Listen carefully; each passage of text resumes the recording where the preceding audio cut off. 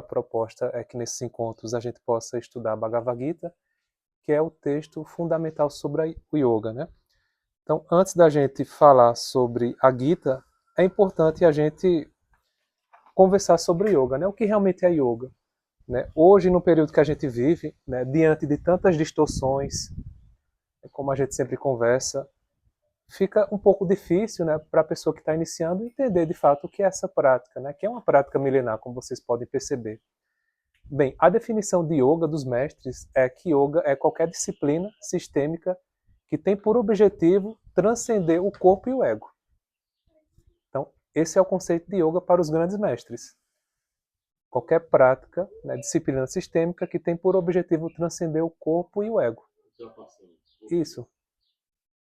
E por que hoje a gente vê as pessoas dando uma ênfase ao corpo, né? É como se elas estivessem percorrendo um caminho totalmente oposto a essa tradição milenar.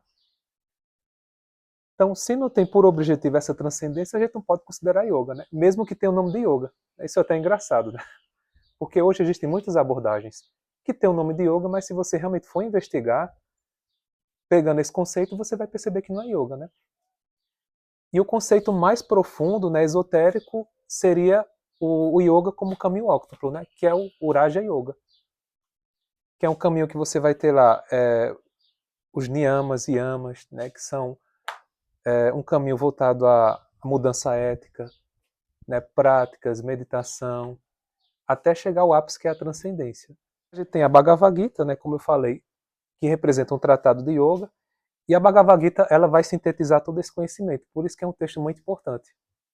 Só que para a pessoa que não tem a iniciação, ela lê a Bhagavad Gita, né, muitas vezes ela interpreta o sentido exotérico, né, o sentido, assim, como é que eu posso dizer, externo. Então ela vai enxergar a Bhagavad Gita como uma batalha que aconteceu, ninguém sabe quando. Mas a Bhagavad Gita, ela não é apenas isso. É uma briga de família, né? É.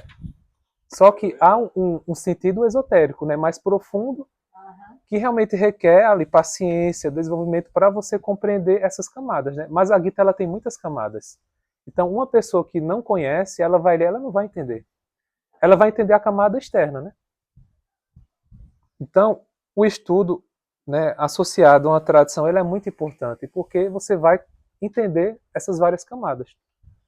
Então, a Bhagavad Gita é um texto que eu, assim, desde muito tempo, eu me identifiquei muito com ele e estudei muito, né? Então, faz mais de 10 anos que eu venho estudando esse texto, né?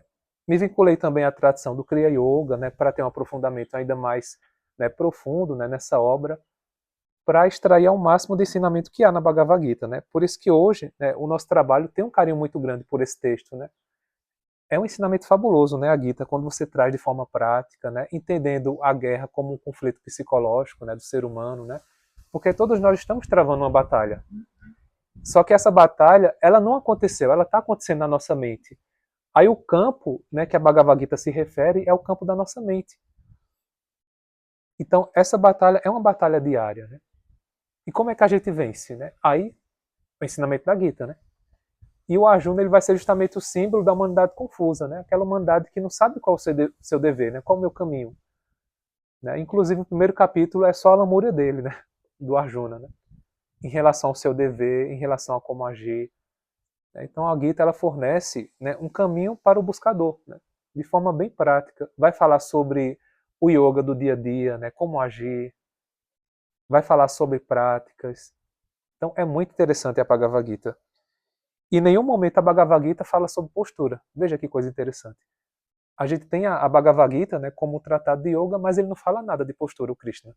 Mas fala sobre meditação, sobre concentrar a mente, mas postura não fala nada. Então, as posturas não têm essa conotação tão grande como se dá aqui no Ocidente, né? E se valoriza muito Isso. mais. Inclusive, tem muita gente aí que cria seu método, entendeu? Sai metendo os pés pelas mãos aí e está fazendo yoga. E a prática, né, dos asanas, ela é uma prática, né, levando em consideração essa tradição milenar, uma prática recente. Né? Acredita-se que ela tenha iniciado ali na Idade Média, mais ou menos, né, com esse movimento do Hatha Yoga. Então, Passado o tempo, né, as pessoas pegaram essa parte externa, porque a parte visível, né, eu faço um asana aqui, todo mundo está vendo. Agora, se eu estou meditando, você não sabe o que está acontecendo dentro de mim. Então, o asana é a parte externa, né? Então, como estava muito em alta nessa questão da ginástica, né, britânica, aí começaram a adaptá-la, associá-la até a forma que a gente vê hoje em dia, né? Então, hoje a gente tem uma prática que foi muito adaptada para ocidental, né? Então, é uma prática destituída de filosofia, de espiritualidade. E é o que mais vende hoje em dia, infelizmente, né? Essa cultura de elevar o ego, né, o corpo, né? Mas como? Se a gente está vendo aqui nos textos que no início nunca foi assim, né? Por que isso aconteceu, né? Aí vem as distorções. Sempre que eu falo com os alunos, eu falo que o trabalho físico é uma preparação para o que vem depois, né? Porque se você pensar em yoga como caminho óctuplo, né? A asana é um ponto, né? É um ponto. É. Exatamente. E como você falou, o corpo tem que estar saudável, porque senão a pessoa não vai aguentar ficar 5 minutos Não. assim sentado. Mas o que existe aí se direciona yoga para o corpo. Porque é o que vende. Ah, sim, é o que Aí vende. você tem, dentro desse conjunto, tem pranayama, a respiração, diversas modalidades de respiração. E os asanas para poder você tornar o seu corpo flexível. Saudável, né? Então, Para daí passar para o lado filosófico, aí é um novo caminho. Se Cristina for dar aula, trabalhar esse lado filosófico, não tem ninguém. não, eu já tentei, eu desisti. Mas essa é a realidade hoje em dia, né? As pessoas elas querem só fazer uma prática física e não quer compromisso, né? Você vai falar, não quero saber de filosofia, né?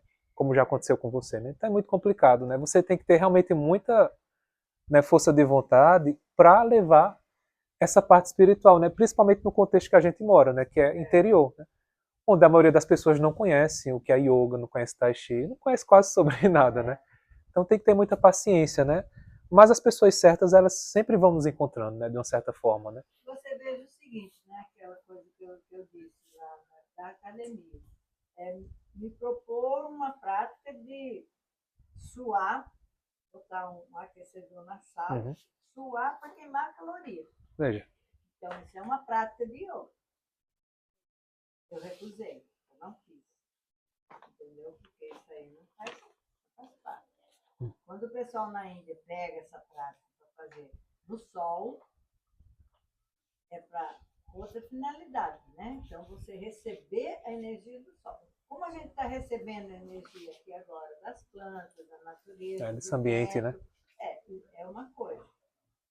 Agora, você pegar e jogar a gente numa sala, num ar-condicionado de 16 graus, entendeu? Para estar fresquinho é outra coisa.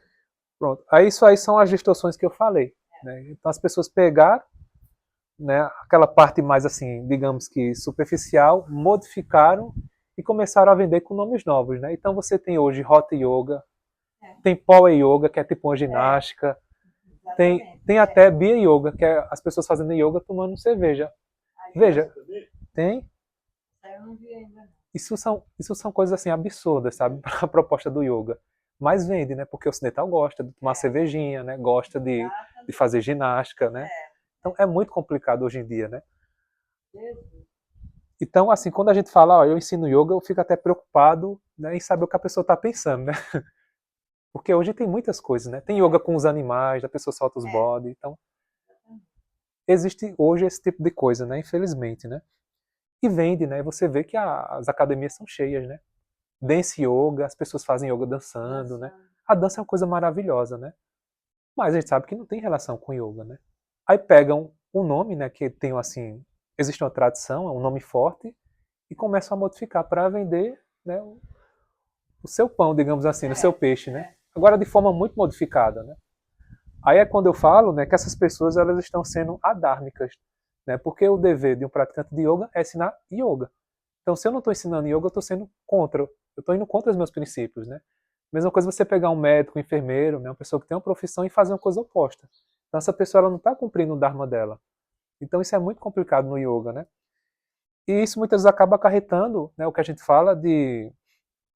Eu vou usar essa palavra, mas tem outra que eu não me lembro agora, consequências, digamos assim, né? Porque você tem um dever de ensinar aquilo ali e você não está ensinando, né?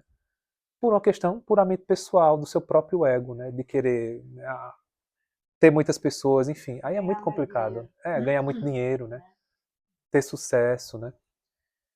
E hoje a gente vive num momento muito complicado, né? Hoje as pessoas fazem de tudo para ter visualização, né? Para ter like, né? Então é muito complicado. Mas é isso, né? Então, outro texto importante também é o Yoga Sutra. No Yoga Sutra, né, a gente vê logo no início, o Patanjali fala, né? Yoga é a cessação da instabilidade da mente.